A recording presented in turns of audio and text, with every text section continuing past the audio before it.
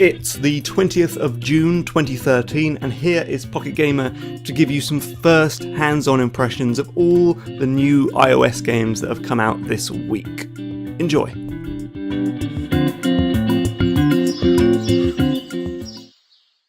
Cover Orange was an original and enjoyable little puzzle game about an anthropomorphic orange who has to hide from acid rain clouds, so you need to put the little fruit ball beneath a handful of objects before the storm blows through. Sometimes that's as easy as putting a box on his head, sometimes it's a more complicated Rube Goldberg style chain reaction contraption. There are some quite ingenious little puzzles in this series, though there's often quite a bit of trial and error involved too. This sequel is more of the same, not necessarily a bad thing. Apparently our zesty pal has got stuck in a wormhole and popped into medieval times, but I'm not sure what effect that has on the game other than swapping boxes for treasure chests.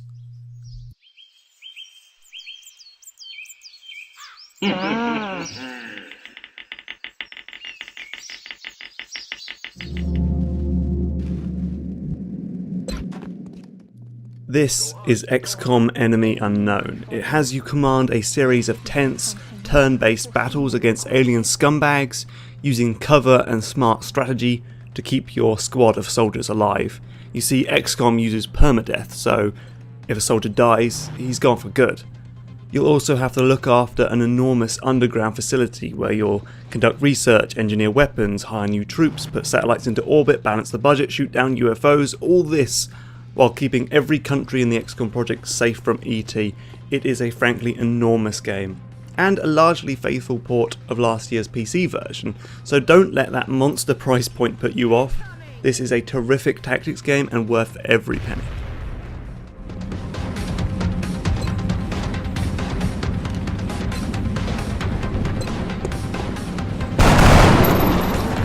No, missed the target.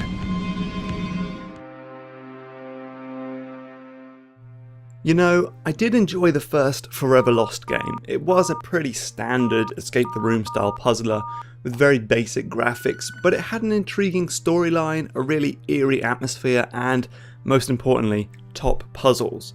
This follow-up doesn't stray far from that formula. You're still solving cryptic puzzles with numbers, keys, jigsaw pieces, buttons and combinations, and you can still take photos of curious glyphs and markings so you can carry your hints with you. Which is all a very good thing. I can't wait to play more and see where this curious storyline goes. If you liked The Room and can bear to give up that game's absurd production values, then do check out this pair of clever little puzzlers.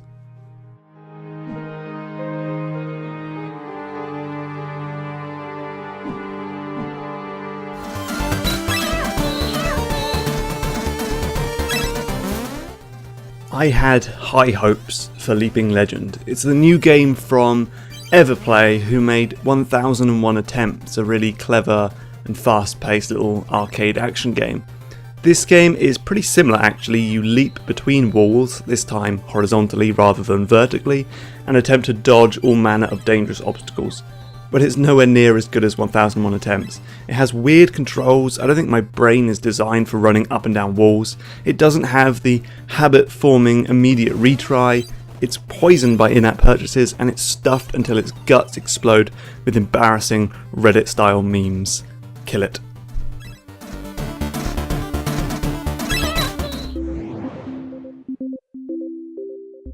This is Linable, a new puzzler from the Moz speedrun people at Physmo. It's a pretty clever new spin on the whole match 3 puzzler system. In this one, you need to run your finger over interconnected wires in a big messy tangle of cords and circuits. It's a very simple but enjoyable time sink. Sadly, any hope of competing on the leaderboards though is just ruined by some really overzealous power-ups. One highlights all the possible matches in bright colours, making it really easy to just rack up massive scores and multipliers.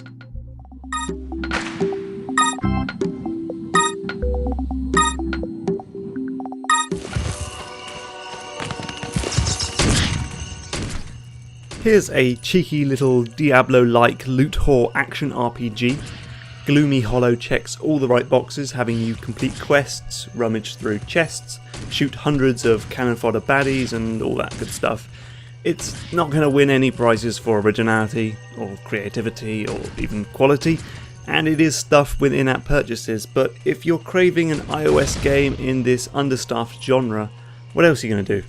Play Dungeon Hunter? Didn't think so.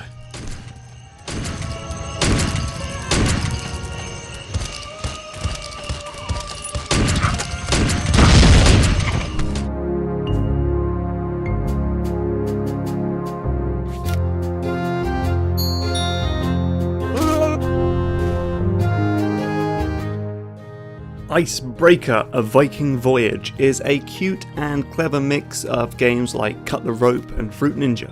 In each level you need to get some trapped Viking chums back into your longboat, often by chopping up bits of ice, lopping off ropes and solving little puzzles. It's funny, it's absolutely heaving with content and has some of the most gorgeous pixel art we've seen in a long while. Angry Birds designer Rovio made a very good call when it chose Icebreaker as the first game in its new publishing thingamajig, Rovio Stars. I say, get this game.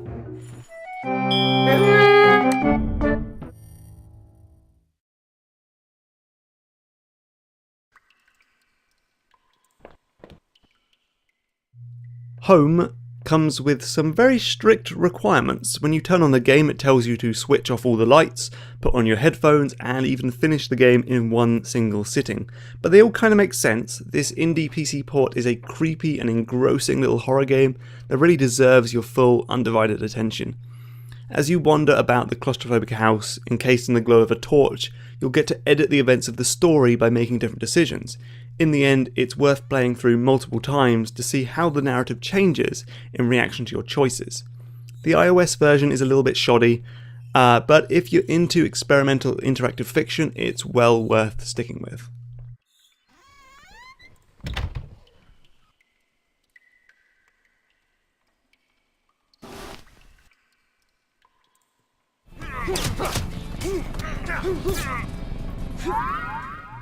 There are quite a lot of action games these days that promise a touch-friendly control system.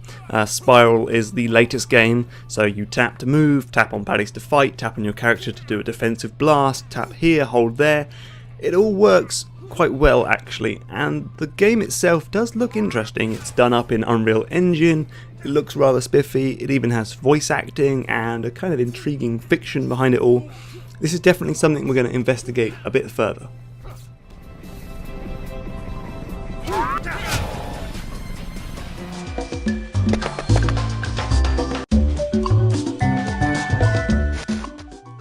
Disney is really milking this Where's My franchise, isn't it? Following in the footsteps of Swampy the Alligator and Perry the Platypus comes a new entry in the series, now with Mickey Mouse. But the idea is the same. You reroute some water to a pipe by tunnelling through dirt, avoiding harmful liquids and overcoming obstacles. This one adds weather effects like clouds and wind and some cute Mickey Mouse cartoon cutscenes. It's not the best entry in this franchise, and if you've never played this excellent puzzler before, you'll get far more value for money from the original Where's My Water, but it is a fine little follow-up to those who are still obsessed with rerouting water. Oh boy!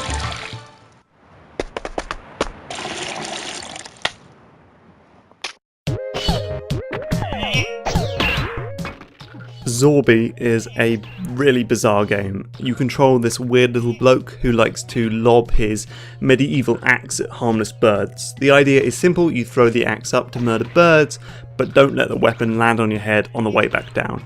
It's simple, but it's fun, and it's all dressed up with bonkers music and art that reminds me of weird French comics or unintelligible Japanese arcade games. One of the characters is called Dickhead. How did that get past Apple Review?